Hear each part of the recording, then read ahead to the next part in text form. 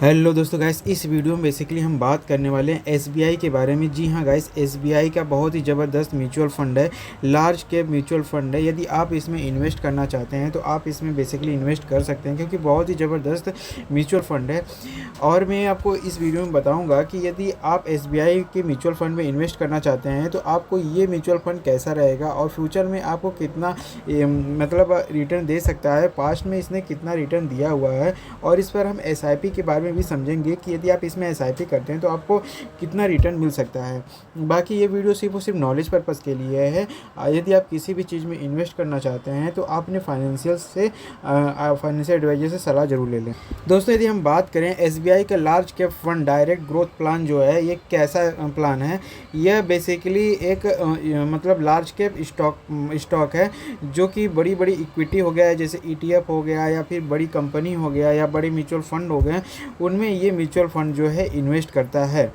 दोस्तों, यह एक तरीके की एएमसी का है। एएमसी का मतलब होता है कि जो लोगों से पैसे को कलेक्ट करके उनको डिविडेंड, मतलब कि लोगों को अच्छे प्राइस पे, मतलब अच्छे इंटरेस्ट रेट पे पैसे को देती है। एक कुछ साल के बाद एक अच्छे अमाउंट में पैसे को रिटर्न करती है, मतलब कि एक अच्छा इंटरेस्ट उनको पे करती है।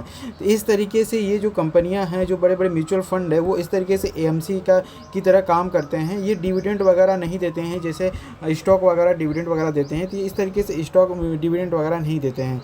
बाकी यदि हम बात करें कि यदि आप ऐसे म्यूचुअल फंड में यदि आप 2000 रुपये की एसआईपी शुरू करते हैं तो 5 सालों आपका जो टोटल इन्वेस्टमेंट हो जाएगा 1,20,000 रुपये हो जाता। और हम मान के चलते हैं यदि आपने 15% के हिसाब से रिटर्न पाते हैं तो टोटल इन्वेस्टमेंट आपका हो जाएगा 1,20,000 रुपये, और इस पर इंटरेस्ट मिल जाएगा आपका 62,000 रुपये। तो टोटल आपकी वैल्यू मिल जाएगी 1,82,233 रुपये। देखिए दोस्तों, अगर हम बात करें कि यहाँ पर एनएवी क्या होता है, जैसे कि एक नेट वैल्यू होती है, जिसमें मान के चलिए आज की डेट में जो आपकी जिस भी म्यूचुअल फंड की प्राइस 80 रुपये है, हो सकता है कि 5 साल बाद इसकी प्राइस 120 रुपये हो जाएगी, मतलब कि टोटल 40 रुपये बढ़ जाएगी।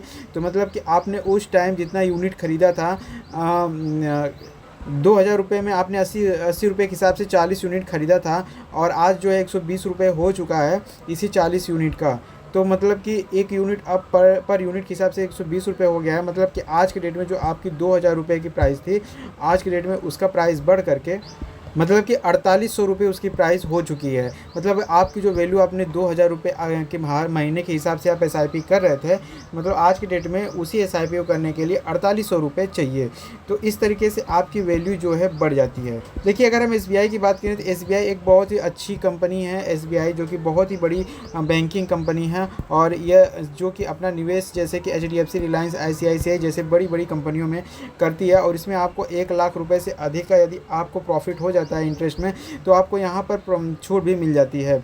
इसमें कौन कौन से लोग अपना प्लानिंग कर सकते हैं इन्वेस्टमेंट के लिए, जैसे कि रिटायरमेंट के लिए, एक लंबे समय के लिए, अगर छोटे बच्चे हैं तो उनका आप इन्वेस्टमेंट कर सकते हैं, जिससे कि उनकी आगे की पढ़ाई अच्छी हो सके। और ये आप कितने साल के लिए इन्वेस्ट कर सकते हैं, मतलब कि आप मैक्सिमम जितना ज़्यादा समय के लिए इन्वेस्ट करेंगे वो आपके लिए उतना ही बेनिफिट होगा। अगर हम बात करें जोखिम की, तो इसमें आपको रिस्क सहने की क्षमता तो आपके पास होनी चाहिए। मतलब कि थोड़ा बहुत रिस्क, देखिए कोई म्यूचुअल फंड हो रिस्क होता है, लेकिन लॉन्ग टर्म में रिस्क कम होता है।